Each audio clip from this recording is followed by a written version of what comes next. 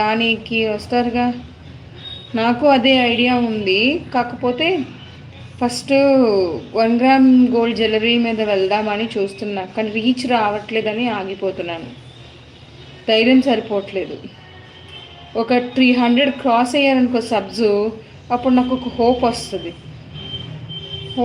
అప్పుడు నేను స్టార్ట్ చేయడానికి బాగుంటుంది. మీరు మీకు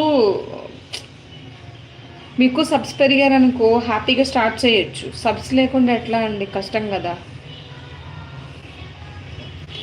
200 దాటితే కొంచెం హోప్ వస్తుంది మనకి. 200 దాటలేదు కదా, ఇంకా 100లోనే ఉన్నాం. సో అందుకే నేను ఎగ్జాక్ట్లీ, అది కూడా నిజమే. నేను అన్నది అందుకే 200 దాటారనుకో.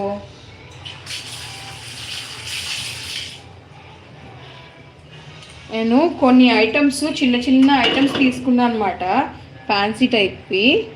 అవన్నీ నా కోసం అనుకున్నాను, కానీ అవన్నీ స్టాక్ పెట్టి ఒకేసారి సేల్ చేద్దాం అనుకుంటే సబ్స్ లేరు. వచ్చిన బాధ. సబ్స్ ఉంటే పెడదాం అనుకున్నా.